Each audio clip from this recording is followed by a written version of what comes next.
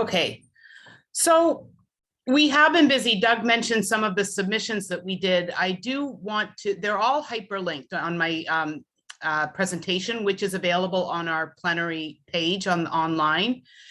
And I do want to reiterate the special recognition given to the mandatory minimum compensation submission that we did, where it did influence votes and was certainly referenced by a number of benchers as they were deliberating how to vote on this issue.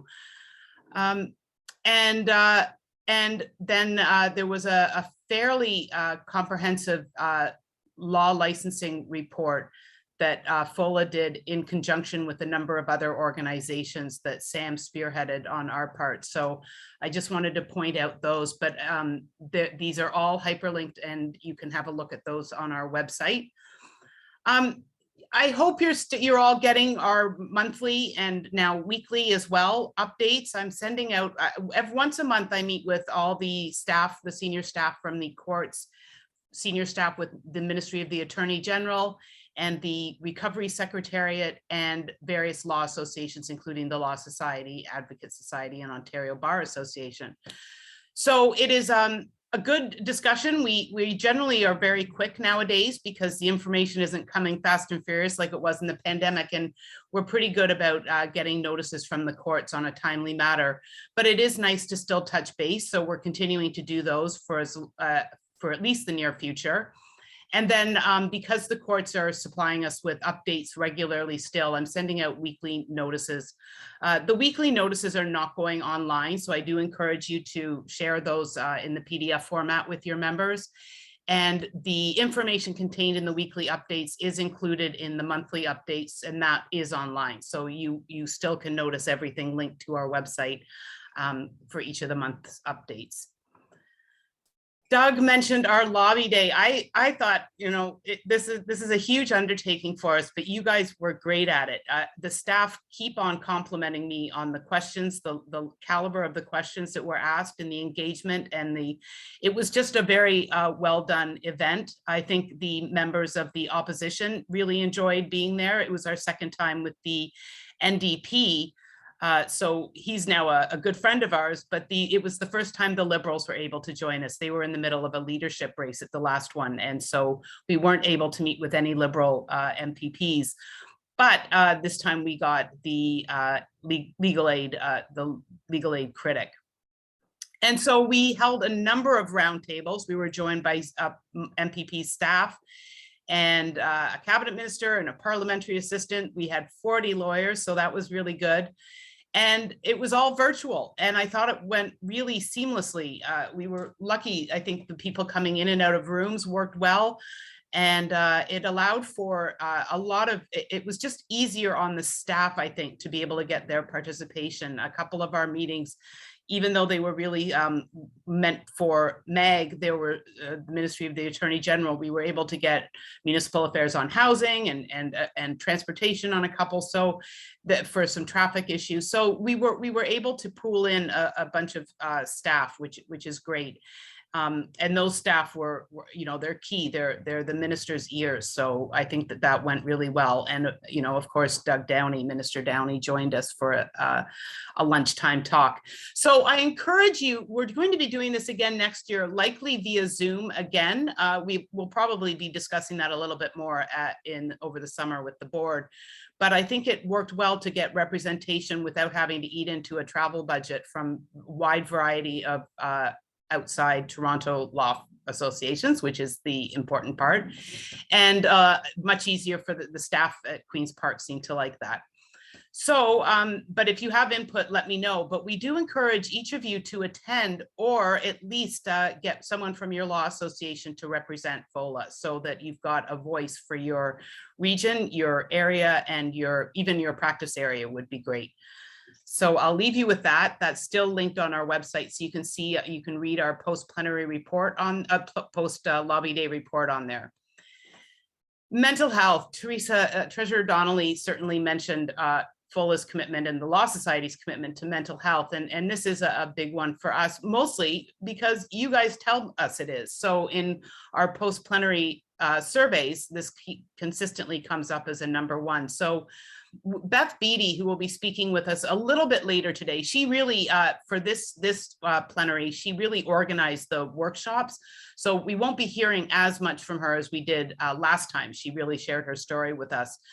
But she has offered, and the offer is still open, to go to any law association, I think virtual or maybe in person too, depending on the logistics, and speak to your members. So it is an open standing offer. You're more than welcome to email me if you want me to hook you up with her, and we can make sure something happens. I think she's going to be speaking in Muskoka soon. If not, she just recently did. And then we offer a mental health first aid. So there is a cost for this, but you get trained in mental health first aid. It's a very popular program. A lot of people are taking this. I think these courses have been going on for the past, I think 10 years, but really in about the past 8 years have been really heavily promoted by the Canadian Mental Health Association. A number of people are now licensed to do these. And Fola's got an arrangement with an organization that will provide these at a discount if you wanted to bring him up to your over to your law association. He can do that in person or virtual. So we just wanted to let you know and remind you that that's there. We also play a fairly prominent role on Twitter, on social media, to get lawyers talking about mental health in advance of Bell Let's Talk Day. We really try and capitalize on the hashtag Bell Let's Talk. And again, I mean, it really bumps up our traffic on Twitter in a good way, because people are talking about mental health. But this year, for sure, all throughout the month of January, all of our top tweets were about mental health. So we thank you guys all for getting involved and retweeting and commenting. That is just great. I do want to mention, this has come up in a couple of regional meetings. So I wanted to remind everyone that the Ontario Not-for-Profit Act has changed. And there's a timeline on when you have to adapt all your bylaws to the new existing law. Fola has put together some information on our website to help you with this. And I just wanted to encourage people to let me know if you come across anything that you're finding useful. That we've just put this up and I have yet to receive any feedback on it. So I'm more than happy to get comments and feedback. And if this is especially useful to you, let me know. And if it's not, and you found something else, let me know about that too. These are all checked. These are, I can't say accredited, but they're certified. It's a reputable source. So we are going with that. And then most of their links go back to either a government source or a tool that they have. The Ontario election, it is now underway. We encourage you to get involved, especially, just talking about our lobby day. There's no better way than to have an impact than to be meeting with your local MPP, your local representative, and at this point in time, all the other candidates. That we've got a number different ridings will have different smaller campaigns in the fold, but for sure the NDP, Liberal, and the Conservatives are the ones you want to be focusing on, maybe Green Party too. And to offer your support, you can serve in a number of different ways, and we have all this on our website. And also, most important is to vote.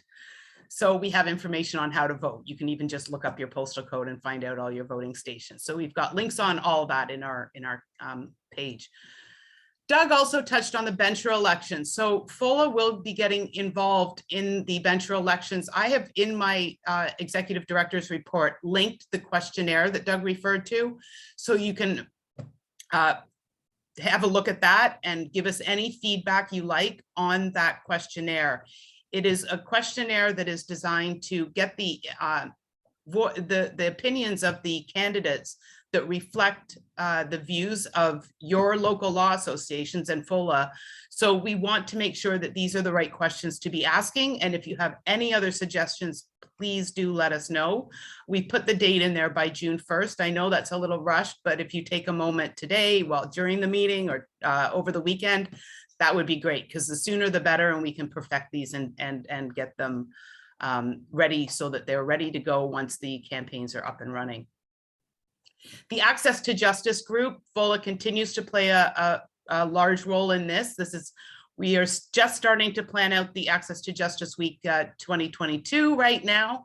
And so Fola will once again be hosting a session. We do not know exactly what that looks like right now, but we are excited to roll up our sleeves and get that underway once we have our marching orders. Member rewards, we continue to add some member rewards. We've added Restays, which is an Ottawa sort of apartment hotel kind of thing. It looks kind of nice. And we've got all the existing ones that we've had before. CPD Online is a longtime partner of Fola's, and for every member that signs up in your area, your law association area, your law association receives $100, and that's renewals too. So we really encourage you, if you aren't already doing your own in-house CPD, that's a great resource for you to have to offer your members. Enterprise, Purelator, Hilton, they're all listed up there. CPD Destination CPD, they recently had their most recent event in May, but you might want to keep an eye on that. And once we get word of their next in-person event, these are sort of tourism mixed with CPD. So it's a full day of accredited content in a great destination. The last one was in Las Vegas. So I'll keep you notified when the next one comes up. And Boodles of Baskets, that was one that was recommended. We said we had someone from one of the law associations ask us about, do you have any gift basket ideas? And so we added them, and they've got I think it's 15% discount, but more information is on our members rewards section. Fola continues to be involved with the National Association for Bar Executives and the National Conference of Bar Presidents. They are going to have their AGM at around the same time as the American Bar Association, coming up in August. And it looks like Doug and I will both be attending. They still don't have the full information, the hotel rates and whatnot on their website, but as soon as those happen, I think we'll be going. So it looks like at our November plenary, you might hear a bit of an update from us on that. There haven't been meetings. I don't even think they had a virtual AGM last year. So we're all excited to get back in person. This one will be in Chicago. Fola awards. So the awards are coming up again. September 30th is the deadline. Get your nominations in.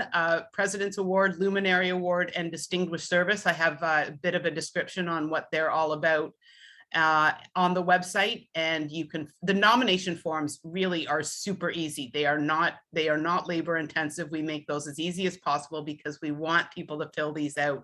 Just take a couple minutes, 1 minute or 2 minutes, and fill it out and nominate someone from your association. Fola Online, I'm about to get into stats, which I won't go into too much detail, but I did want to draw your attention to two things. One, Fola's in the middle of a logo redesign, and we are about to embark on a Fola website redesign. So we hope that in November, we will be announcing at the next plenary, new Fola Online, a new Fola website image and look and feel and flow, everything. And the logo, we might even have a little bit ahead of that. So we will be able to give you more information as that comes. But I think we've retained the use of someone who is an expert in design. So it's not going to be someone like me or one of the board members who is going to ad hoc try and throw together something as a logo. So we've just been getting input from some of the board members as to what it is that they like that's out there, and then the designer is going to come back with us to Fola with 3 examples, and we get to pick from that. So that's exciting. Some of the stats, you can look at these at your own time. We continue to go up. We had a bit of a dip for our everything on social media for the past few months, I would say, because I haven't had an intern and it's been up to me, and I'm not as good as some of our interns. So we've got a new intern now, and the stats are already going up.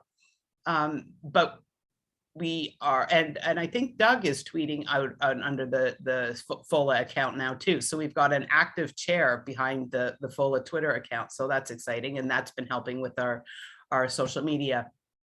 It's mostly on impressions that you see the dip. But that, like I said, is getting corrected. Our newsletters continue to go up. More and more people are subscribing. If you aren't already subscribed to our newsletter, please do so today, and do encourage your association members to subscribe. It's usually filled with a lot of content, some very light. It's not as business oriented as the monthly updates. So there's content in there that might be a little lighter, but we do encourage our members to subscribe. Google Analytics, and this, again, I won't, you can see the big spike during COVID, and we're back to normal now. But I did want to mention that for anyone, any association out there that is tracking, that's using Google Analytics is shifting to a G4 analytics tracker. This may not sound like a big deal, but it was to me. So when I switched over, I was what I call an early adopter. It's not changing over until July 2023 when everything gets turned over.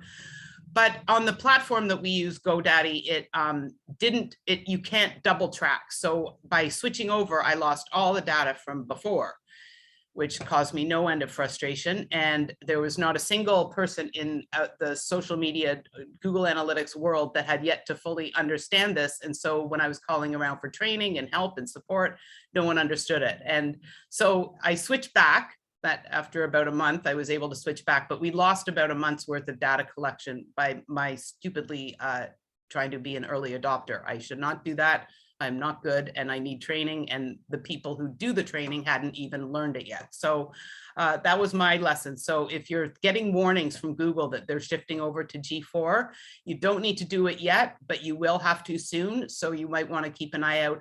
I've been listening to podcasts about Google Analytics lately, and it is quite complex, and there are a number of people who are very familiar with Google Analytics that are not impressed right now. So it's still kind of, they're working some things out behind the scenes. So I just caution you all to wait a while. I understand though that some web hosting platforms allow for dual tracking, so you won't run into the same problem I did by losing some data. I think that's a bit, oh yes, again with your newsletters, continue to send us your newsletters. We can post them on our website. If you have big events that you're looking for, people from outside of your law association to attend, like an AGM, we are more than happy to share those and put them on our website and promote any fundraisers you have. We can, we'll tweet them out, but they'll also be posted on our website and we'll feature them in our newsletter. Just a quick shout out to our sponsors. We're really thrilled that Law Pro is back with us as a title sponsor, and Clio, who you'll hear from later. Always the Law Society, we're thrilled to have them. And you'll also be hearing from Lawyers Financial at CPD Online a little bit later today. We'll be sending out a short 10-question survey following this plenary. It might be tonight, might be tomorrow, might be over the weekend or Monday. I'll try and not do it over the weekend and keep your inboxes free for then, but it might be Monday morning. But I thank you in advance for taking the time.